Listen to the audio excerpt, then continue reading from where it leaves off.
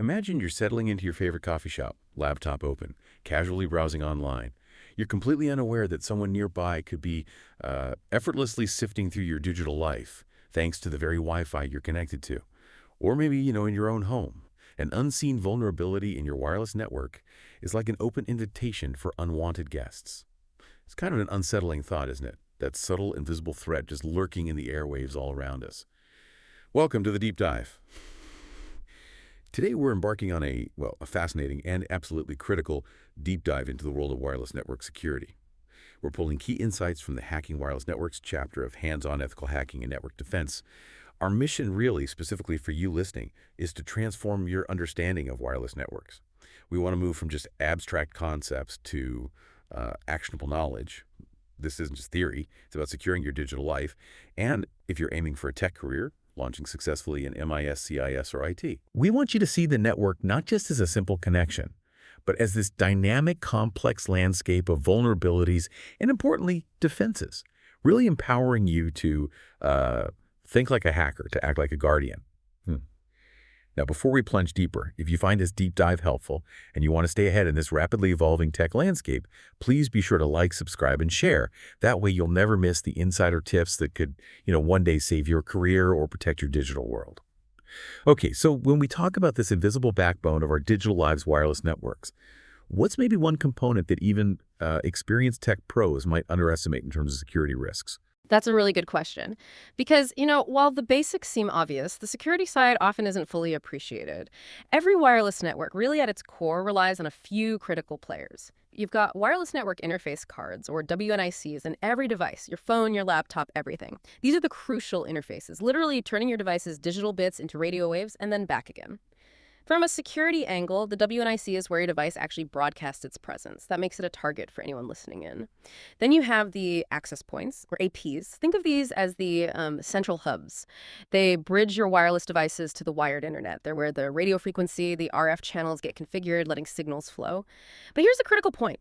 If an AP is misconfigured, maybe left on default settings, it becomes an open door, a single point of failure that can expose the whole network. And finally, you have the wireless networking protocols and the RF spectrum itself, the rules, and the actual medium for communication.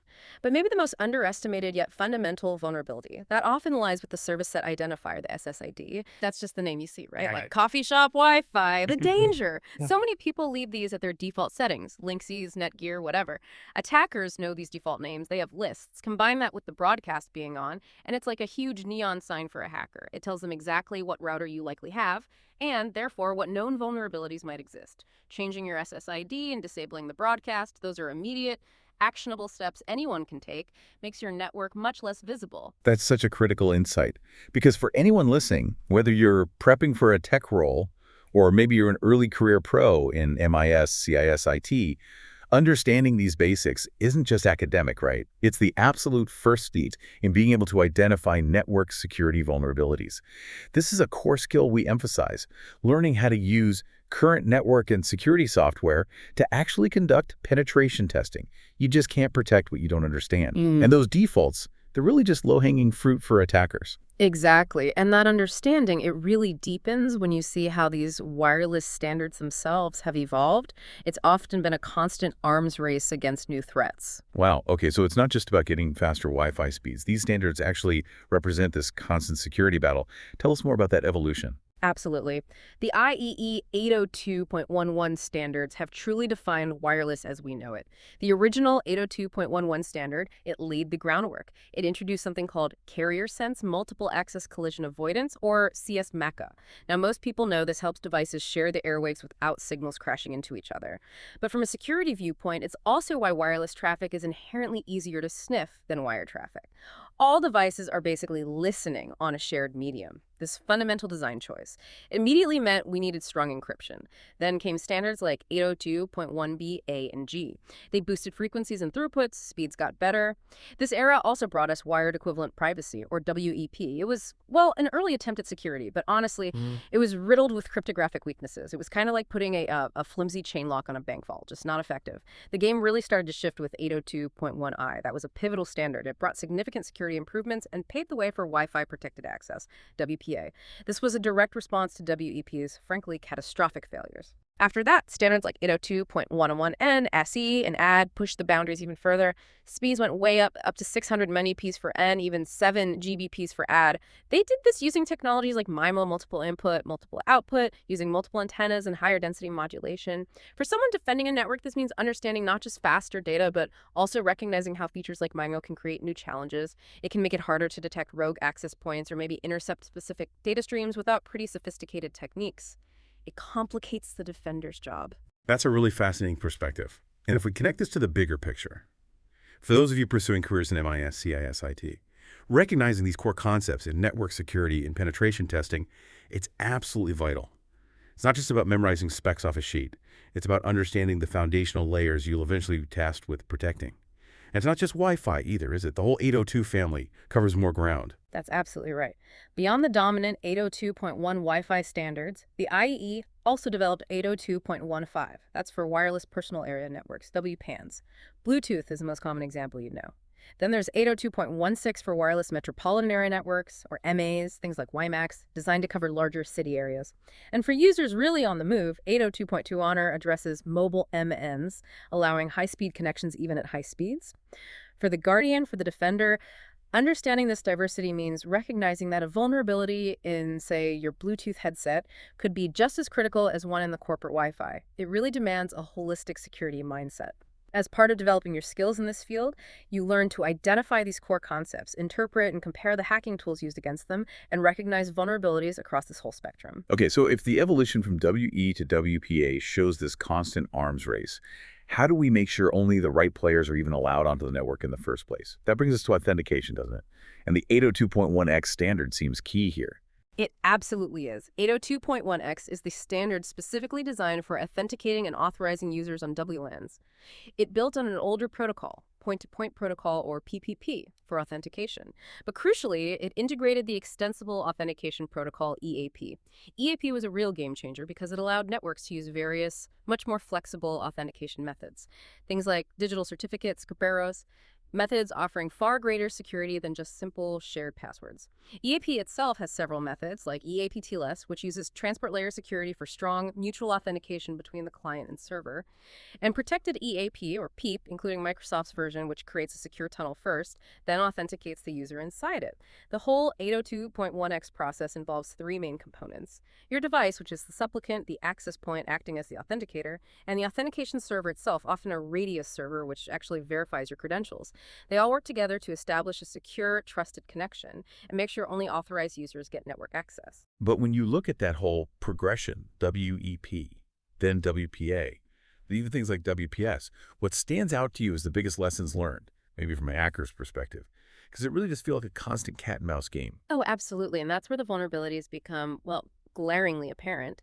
Wired equivalent privacy, WEP, introduced way back with 802.11b. It was meant to encrypt wireless data, provide confidentiality like a wired network, but it was fundamentally flawed: its tiny initialization vector, the IV, and its static encryption key.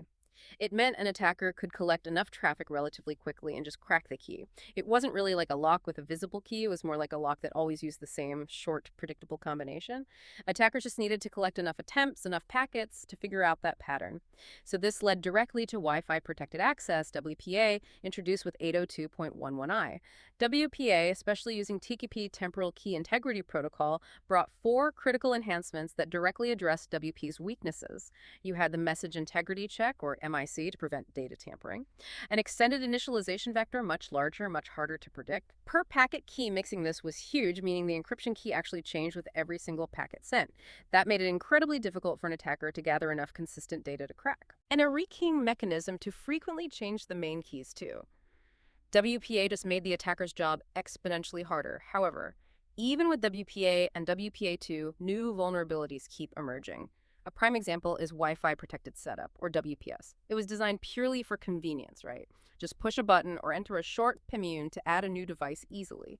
But it exposed a major security flaw back in late 2011. It allowed an attacker to brute force the PAN relatively easily and gain remote access to a network without needing the complex WPA2 password at all. Imagine you've got this super strong, complex WPA2 password feeling secure. But because WPS is enabled, a hacker can completely bypass that by attacking the much weaker WPS-PA in process. It was just a classic case of convenience introducing a critical weak link. These are exactly the kinds of vulnerabilities we focus on teaching students to recognize, interpret, and obviously defend against. Okay, so if WPS was a kind of Achilles heel, what about the methods attackers use just to find networks, find those potential weak links in the first place? You hear about wardriving. It sounds like some kind of digital treasure hunt, but the treasure's unsecured networks. Is that basically it? That's precisely what wardriving is, yeah. It's the reconnaissance phase. It's where someone could be an ethical hacker doing a security assessment, or could be a malicious actor drives around. Sometimes they even fly. That's called warflying, which is a variation. They use pretty inexpensive hardware and software specifically to detect wireless access points, especially unsecured ones. It's all about mapping the wireless landscape to identify potential targets of opportunity. The basic equipment is pretty straightforward, usually a laptop, a compatible WNIC, maybe a better antenna for range, and specialized scanning software. Two tools you often hear about are Vistumbler and Kismet.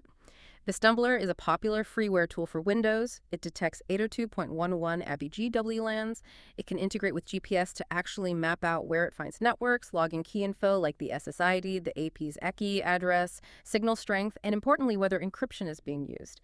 It essentially paints this detailed geographical map of Wi-Fi signals in an area. Kismet, on the other hand, is generally seen as more powerful. Its cross-platform works on Linux, BSD, Mac OS X. It's really more than just a simple detector. Kismet can log captured data in formats compatible with analysis tools like Wireshark or TCP dump.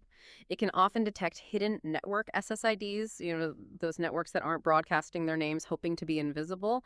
It can even identify the manufacturer and sometimes the model of the access points it finds, which again might point towards default configurations or known exploits. It's an invaluable tool for both reconnaissance and actual penetration testing. Okay, this raises a really important question that if these tools are so accessible, the Stumbler is this freeware you said, what does that mean for how we should approach network defense? This seems to be exactly where the skills aspect of ethical hacking comes into play. Learning to use this current network and security software, conduct pen testing, recognize these vulnerabilities. It's a core part of what we teach, right? Exactly. Knowing these tools exist, understanding how they work, isn't about becoming a malicious hacker yourself. It's absolutely about understanding the adversary's playbook. When you know how easy it is to detect and analyze wireless networks, you become much, much more effective at designing robust defenses against those techniques. And beyond just detecting networks, there are tools specifically designed for attacking them. Aircrack-ng, for instance, is still the primary tool for getting into those older web-enabled WLANs. It basically replaced an earlier tool called AirSnort. There's even a graphical front end for it called Fern Wi-Fi Cracker. Makes it a bit easier to use. Its main function is cracking those weak WEP keys by passively collecting enough encrypted packets to statistically deduce the original key. Then you have devices like the WiFi Pineapple. Now, this is a far more sophisticated piece of hardware. Yes, it can stand for APs like Kismet or Vistumbler, but its real power lies in its ability to set up fake access points, often called evil twins. So imagine walking into maybe a hotel lobby. Instead of connecting to the legitimate hotel guest Wi-Fi, your device might automatically connect to a fake one called Hotel Guest Wi-Free, set up by a Pineapple nearby. It's pure social engineering, a trap designed to trick users into connecting so their traffic can be intercepted. Even more dangerously, it can sometimes emulate any network a client device is looking for. So if your phone remembers your My Home network and automatically tries to connect when you're out, a Pineapple could potentially pretend to be that network, capturing your login attempts or other traffic. These devices really underscore the critical need for user vigilance and strong authentication methods, even in places that seem safe. For students learning network defense, understanding these tools lets you interpret and compare different hacking methods and recognize the specific vulnerabilities they're designed to exploit. Wow. Okay. So the more we understand how these tools actually operate, the better equipped we are to defend against them. It really is about knowing the adversary's playbook so you can write your own defense strategy. And this ties directly into skills like designing physical security, determining best practices to secure vulnerabilities, really vital skills for anyone in IT today. Precisely. And that brings us nicely to the countermeasures. How do we actually build our wireless fortress? The first and simplest steps are often incredibly impactful. Always, always change default SSIDs. Those generic names like Linksys or Netgear are immediate red flags. They give away the vendor, maybe default passwords, known exploits. And while it's not foolproof security on its own, disabling the SSID broadcast adds a small but useful layer of obscurity. It reduces visibility to casual scanners just looking around. Most crucially, though, move beyond WEPP. You simply must use strong encryption like WPA2 or even better, WPA3 if your hardware supports it. This is the absolute bedrock of your wireless security. It provides cryptographic strength that WEP just never had. For corporate environments or even sophisticated home networks, network segmentation is vital. This often means placing your access points in what's called a company's demilitarized zone, or DMZ. Then use a firewall to strictly filter traffic between the wireless network and your secure internal network.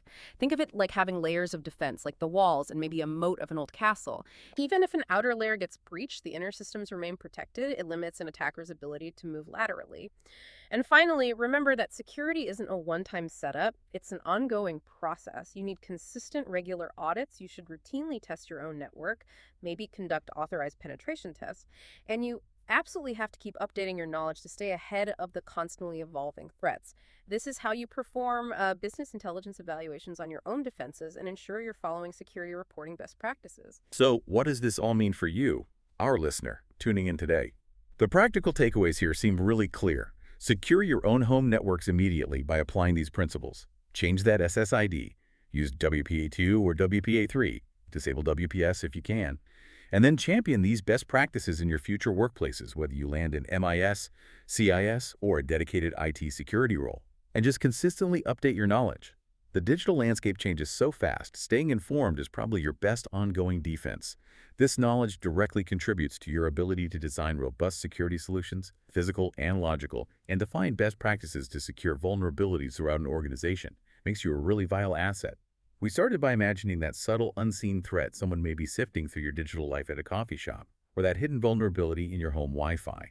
Now, hopefully, you have a much better understanding of how those threats operate, the sophisticated tools hackers might use, and critically, the powerful countermeasures that are available to you. It's really about transforming that initial, maybe unsettling sense of vulnerability into genuine empowerment through knowledge. And just as a final friendly reminder, if you found this deep dive valuable, please do take a second to like, subscribe, and share it. Your support really helps us bring more critical knowledge like this directly to you, equipping you with insights that could make a real difference in your career and, just your everyday digital life. So, given the whole landscape of wireless vulnerabilities and defenses we've explored today, here's something to think about. What's maybe one specific action you'll take or perhaps recommend to enhance wireless security in your own life, or maybe at your current or future workplace? Think like a hacker, act like a guardian. Until next time, keep your system and your ethics strong.